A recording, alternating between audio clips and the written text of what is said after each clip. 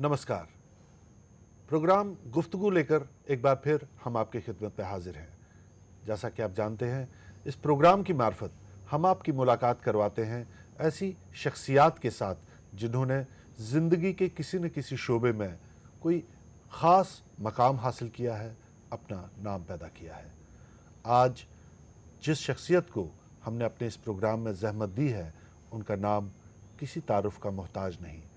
जब जब जहाँ कहीं भी कश्मीरी मौसीकी का जिक्र आता है, वहाँ पर कृष्ण लंगू का नाम सबसे ऊपर की फहरिस्त में है।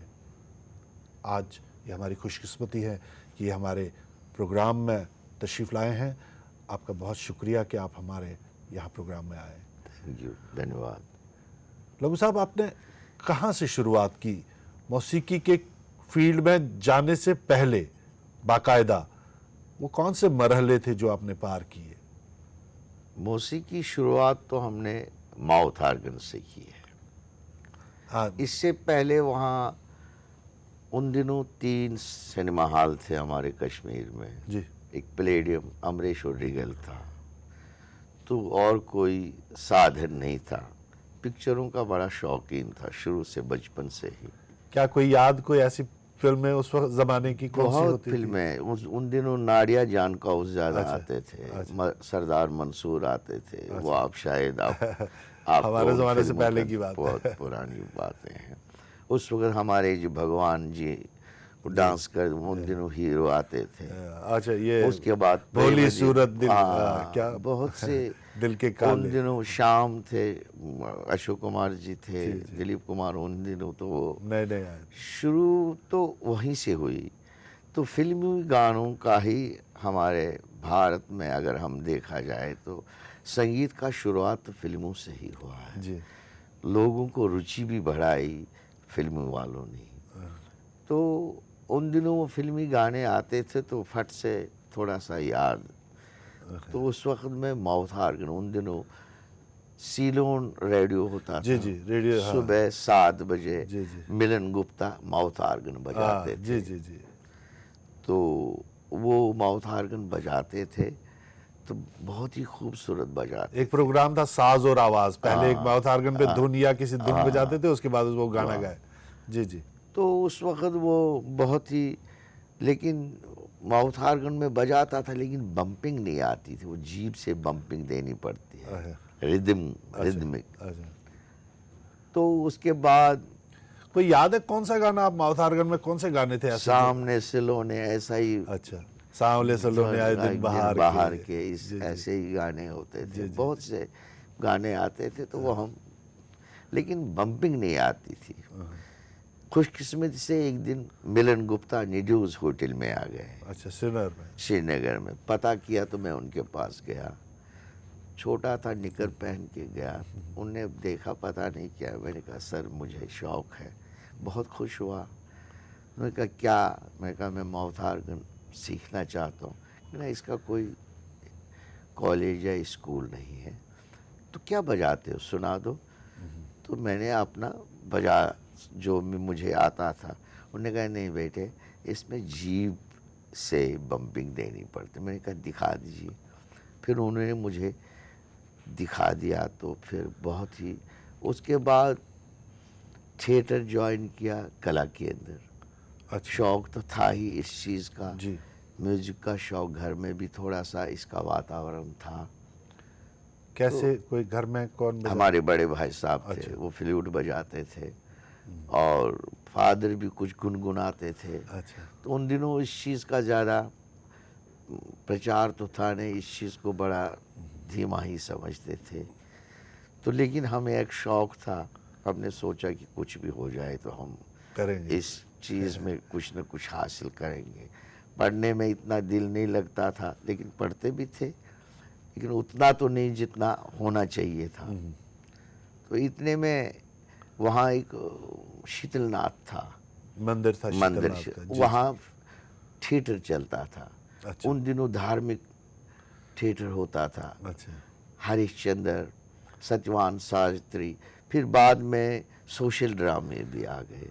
जी। उसके बाद उन्होंने उसका शिवाला मंदिर है जी जी कन्या कदिल में, चोट बाजार में, उधर वो ले गए सुधार समिति का। तो वो वहीं गए। इससे पहले हम कला केंद्र में थे। कला केंद्र में मिस्टर श्रृंगू थे, ओमकारनाथ खजांची थे और त्रिलोक दास थे डायरेक्टर। जी जी तो उनके शरण में हम गए। तो फर्स्ट केंद्र था, उसके बाद बाकी थिएटर बन गए वहाँ। जी जी तो उसमें हमने अपने रोल वगैरह, बेसिक एक्टर थे। उन दिनों हमने वो वहाँ हारमोनियम था। तो क्या रोल आप करते थे? किस तरह के रोल, किस तरह के ड्रामे होते थे? सोशल भी होते थे। आराम हराम है किया था, वो हिंदुस्तानी प्ले था, वो भी बहुत बड़ा अच्छा प्ले था। और बाकी भी और धार्मिक भी चलते थे उधर, हब खातून वगैरह जो हमारे उस इस टाइप के। कहाँ पे करते थे उन दिनों? तो गालिबन टैगोर हॉल था नहीं, उन दिनों तो शिवाला में करते थे। अच्छा। जिस वक्त पृथ्वीराज जी आए थे जी, उन्होंने नींव वहाँ डाली थी, वो पठान वगैरह लेके अमरीश में वो फेस्टिवल के लिए, ड्रामा फेस्टिवल था, तो उधर वो आए थे उन दिनों। अच्छा। तो उन्होंने उधर अपनी नींव डाली थी। कहाँ पे? शिवाला मंदिर में। अच्छा। फिर उसका थिएटर बना दिया। अच्छा।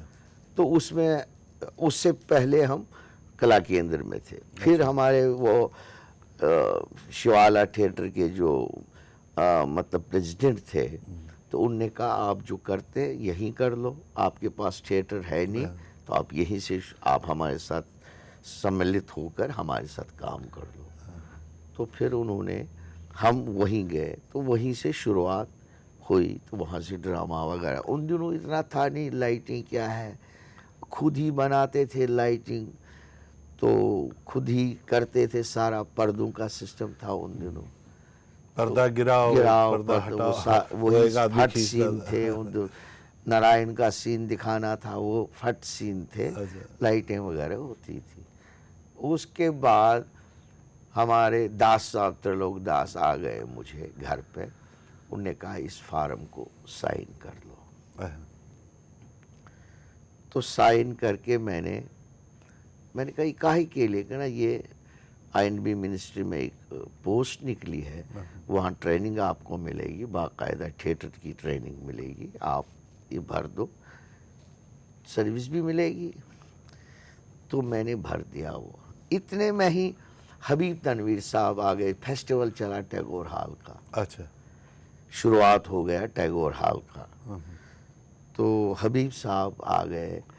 अमरीश बल था बड़ा शौकीन, जिसका अमरीश सिनेमा था। जी जी। वो खुद ही बहुत ही हारमोनियम बहुत खूबसूरत बजाता था, बहुत खूबसूरत थे।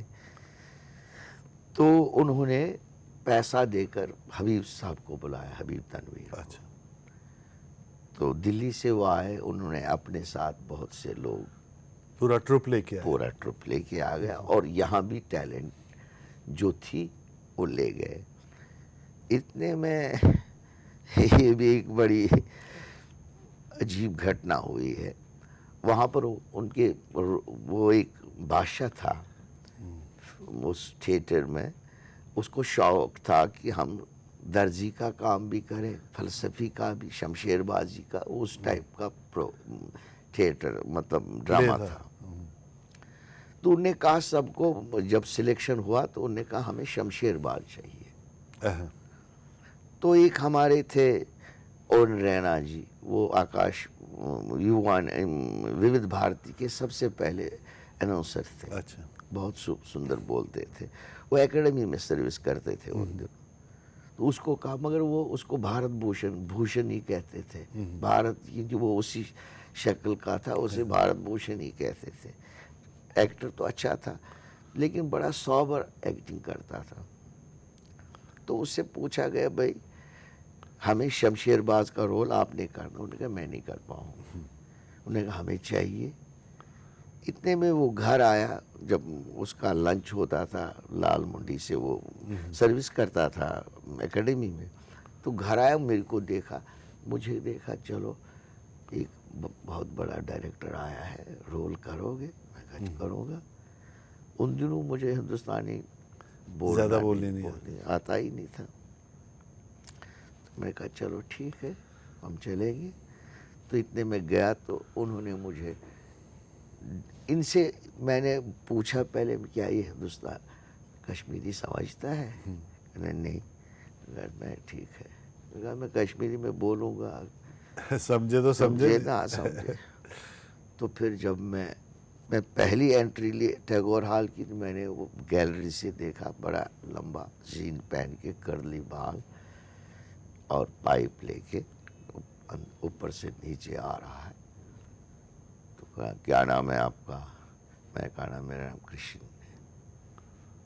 कोई विलेन का रोल किया है? मैंने कहा हाँ किया है सर। कहा हिंदुस्तानी में? कश्मीरी में। जो मुझे बोलना था चीख चिल्लाकर, तो अपने हिसाब से मैं भी निडर था बोलने में बाहर।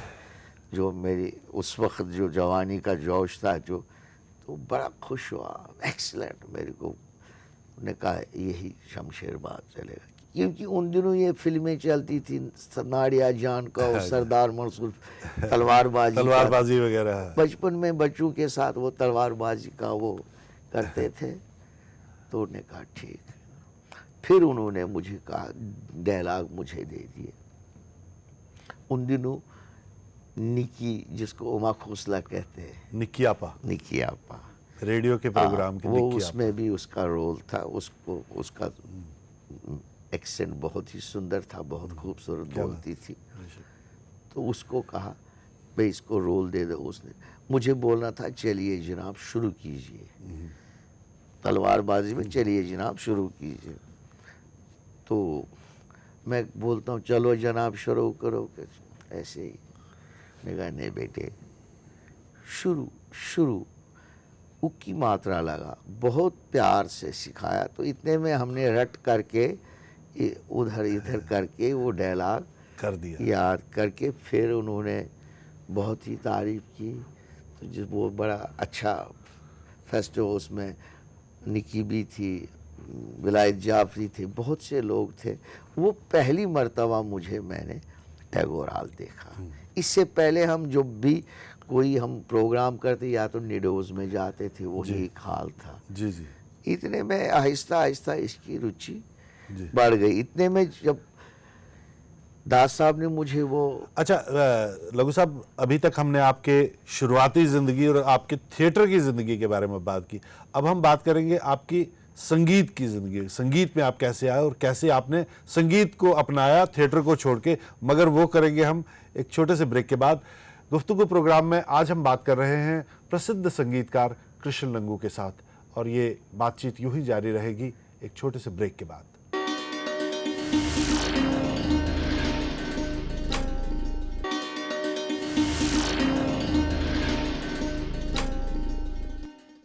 ब्रेक के बाद एक बार फिर हम हाजिर हैं गुफ्तगू प्रोग्राम में। आज हम बातचीत कर रहे हैं प्रसिद्ध संगीतकार कृष्ण लंगू के साथ। लघु साहब, अभी तक हम बात कर रहे थे आपकी थिएटर की ज़िंदगी के बारे में, और शुरुआत आपने मौसीकी, कैसे आपको शौक़ था मौसीकी का, माउथ ऑर्गन बजाते थे। लेकिन एक वक्त ऐसा आया जब आपने थिएटर को छोड़ दिया और संगीत की तरफ लग गए और संगीत के ही होके रह गए, और उसी की वजह से आपकी पहचान भी बनी और आपका नाम भी बना। वो कैसे हुआ? वही मैं कह रहा था ना कि जब मैं दास साहब ने मुझे फार्म भरवाया तो वहाँ मैं as song and drama division जी एज एक्टर में सिलेक्ट गया। अच्छा। इसके साथ उन्होंने पूछा, हमारे कर्नल गुप्ते थे उन दिनों डायरेक्टर, तो उन्होंने पूछा कि आप म्यूजिक के साथ भी कुछ करते हैं? तो मैंने कहा हाँ। उन्होंने कहा, फिर हमारे सब्रवाल साहब थे जिन्होंने मुझे शुरुआत का गाइडेंस किया है, तो उन्होंने एक फिल्मी गाना वायलिन पे बजाया। उन्होंने कहा ये फॉलो करो, तो मैंने फॉलो किया हारमोनियम पे। तो सिलेक्शन हो गया। इसके बाद हम दिल्ली गए तो वहाँ ट्रेनिंग ली।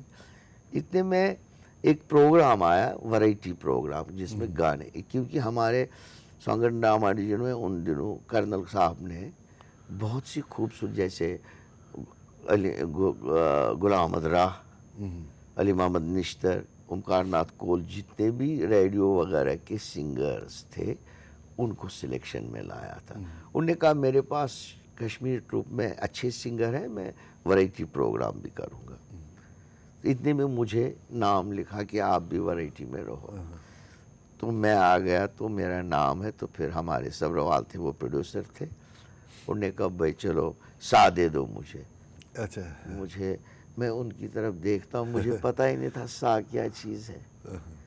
कहें भाई सा दे दो, मैं कह रहा हूँ कि मुझे, तो बड़ा गुस्सा आया उनको। उनने वो वायलिन था उनके हाथ में, तो वायलिन का गज उठा के सा पे रख लिया, कह रहे ये नोट दे दो। तो दे दिया मैंने, तो उसने सुर वायलिन को बना दिया। इतने में कहा तू तो कूड़ है। तो मेरे को ये बड़ा हर्ट हुआ कि कूड़ बोला इन्होंने। तो इतने में प्रोग्राम दे दिया, प्रोग्राम बढ़िया हो गया। शाम को मैं ऑफिस में, उसके ऑफिस में गया, मैंने कहा सर मैं सीखना चाहता। कहा तो नहीं सीखेगा। इतने में बहुत कोशिश करके उनको मनाया। तो इतने में बहुत लंबी, मैं संक्षिप्त में कहना चाहूँगा कि फिर मैं उनके घर मोतीबाग रहते थे। 6 महीने तक मैं रोज़ जाता रहा उनके पास। तो मैं उनके बच्चों को टॉफ़ियाँ वगैरह, भाभी को सेवा करता था। तो वो मुझे सिखाते, शाम दिन 10 बजे वो ऑफिस आते थे। तो इतने में उनकी मिसेज ने उनको कहा दिए तो पाप है, ये रोज़ आता है, इसको आपने आज तक 6 महीने तक कुछ नहीं सिखाया। इतने में उनको थोड़ा सा एहसास हुआ। तो उन्होंने कहा अच्छा किशन तू सुबह नई सड़क जाओ, वहाँ से बोतल के कॉर्क खरीद के ले आओ, 2-4 ले आना। तो वहाँ 4 आने में मुझे 1 डज़न मिल गया। मैं ले आया। तो फिर उन्होंने मेरी उंगलियों को, मेरी उंगलियाँ छोटी थी, कॉर्ड सिस्टम में नहीं लगते हैं, उसमें पूरा कॉर्ड का पूरा, तो इनमें लगा दी और अपनी बीवी से कहा फटी हुई पुरानी कोई साड़ी दे दो। तो इसको बांध लिया उन्होंने मेरे को। तो इतना बांध लिया तो समझ लो 7 दिन तक मैं होशहवासी खो बैठा। पूरी सूजन आ गई बदन में, लेकिन एक चाह थी। तो जब मैं 7 दिन के बाद गया, छुट्टी पे था मैं उन दिनों, उन्हें देखा क्या हो गया, मेरा मुंह भी पूरा। तो इतने में कहा बस खोल दिया। तो मैं बड़ा समझ लो कि मैं जब जान आ गई, तो फिर उन्होंने मुझे कॉर्ड सिस्टम सिखाया। उन दिनों कश्मीर में किसी को पता नहीं था कॉर्ड सिस्टम क्या है, सी शार्प क्या है, ये इस चीज़ का। उसके बाद फिर सत्यनारायण जी, बहुत से गुणी लोग थे, या भूमानंद बोगम बॉम्बे में। क्या गाने आपने शुरू में जब आप वापस आए आपने कंपोज करना शुरू किया, तो किस किस्म के गाने आप कंपोज करते थे? पहले तो आपने वो सुना होगा, वो तो 4 साल चला, लतिये नार ज़जनम तन सुयारम तन, बहुत प्रसिद्ध बड़ा गाना। हिट हुआ। जी। मला साहब की फर्स्ट कंपोजिशन जब उन्होंने शुरुआत किया, विजय मल्ला जी की। विजय मल्ला, गश्तार आय राजबाई वाते जीजा जी, मजाहिया टाइप के गाने थे वो, बहुत ही प्रचलित हुआ।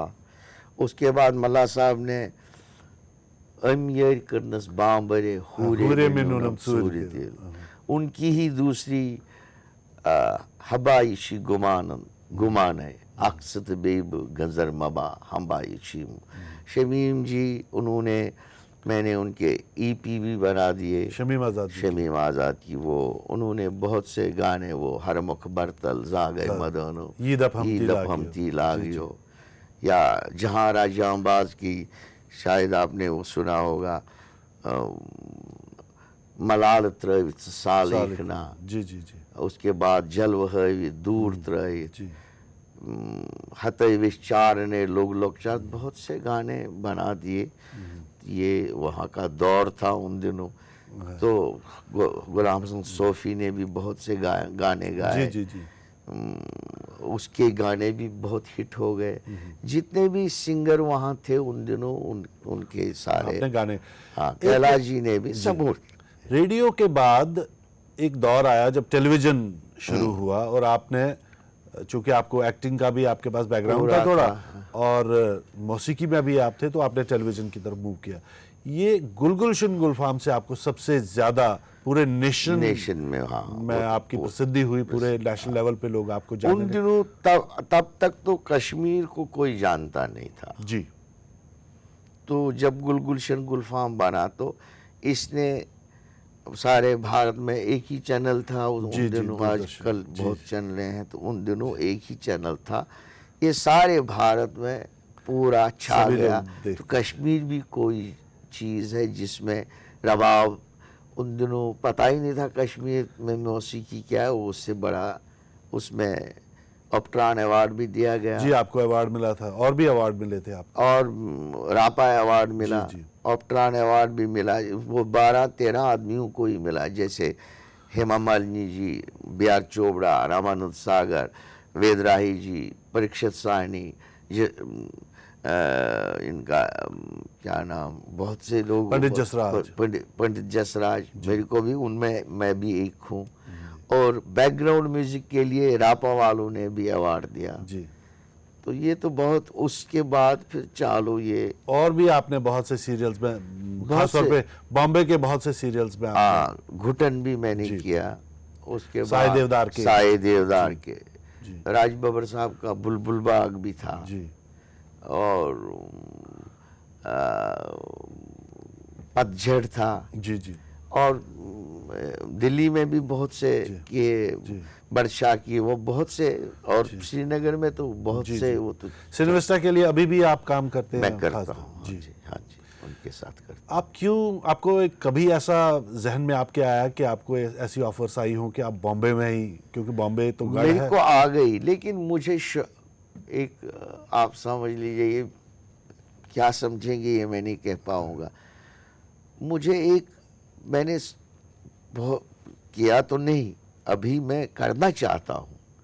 मैं चाहता हूँ कि जो हमारा कश्मीर में बहुत फोक का एक जी, खजाना है। खजाना है, जी, जी। एक कैनवस है बहुत, तो उसमें मैं चाहता हूँ उसको मैं पूरा करके अपने पास लाता हूँ। बहुत ही कोशिश करता हूँ जहाँ जहाँ भी मुझे मिलता है कि उस चीज़ को मैं, कैसे आप करना आप उसको उसी तरीके से प्रिजर्व करना चाहते हैं, या उसको नए सिरे से? नए सिरे से, लेकिन वही चीज़ जैसे हर मुख बर्तल ये अगर आप सुनेंगे पुराने ज़माने में कैसे गाते थे, फिर इसको आप एंजॉय नहीं करते।